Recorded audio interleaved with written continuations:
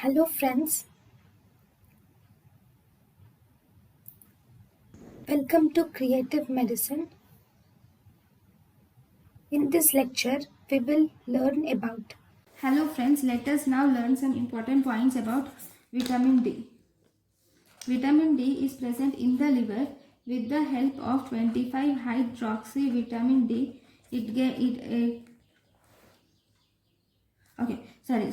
First in the skin there will be through UV light. Okay, this will activate cholecalciferol. There is conversion of cholesterol to cholecalciferol in the skin. Okay, this will reach the liver. In the liver, this cholecalciferol will get converted to 25 hydroxy vitamin D. Now this 25 hydroxy vitamin D will reach the kidney. In the kidney, it gets converted to 125 dihydroxy vitamin D, which is the active form, and this is also called as calcitriol. Okay, now what does calcitriol do? This calcitriol will have action on three major tissues. 1, 2, 3. It has action on intestine. Okay, it has action on bone. Then it has action on renal tubules. Then what does it do in intestine? In intestine, it will regulate osteoclast differentiation. It regulates osteoclast differentiation via rank L expression in osteoblasts. Whereas if you see in the this is in the bone, not in the intestine. In the bone, it regulates the osteoclast differentiation via rank L expression in osteoblasts, and thus it will maintain calcium and inorganic phosphate to support bone mineralization. It will maintain calcium and phosphate to support bone mineralization. Okay, this is in bone. Then if you see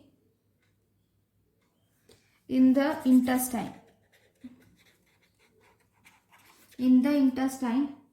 it will activate TRPV, calbindin, and pump expression,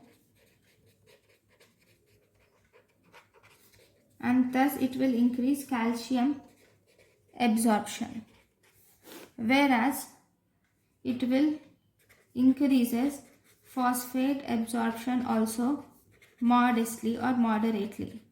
It increases phosphate absorption also. Then in renal tubules, if you see, right, let me draw this picture in intestines.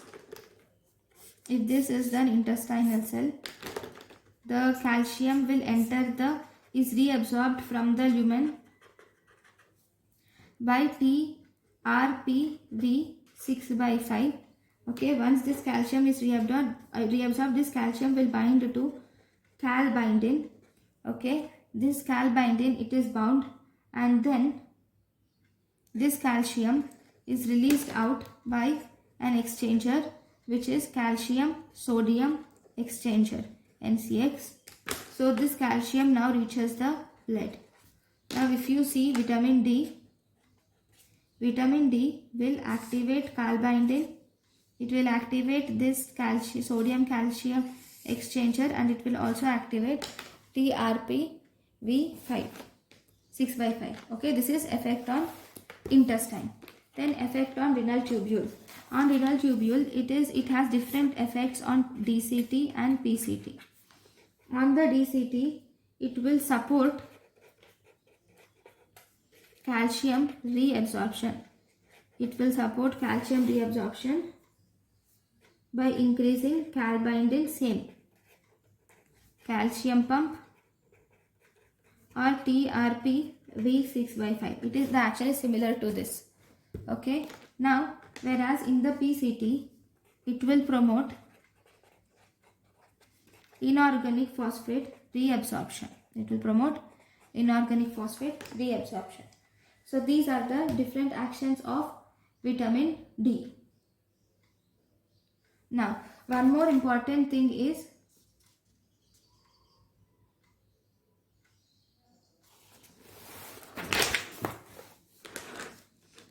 these are the important points. Thank you for watching.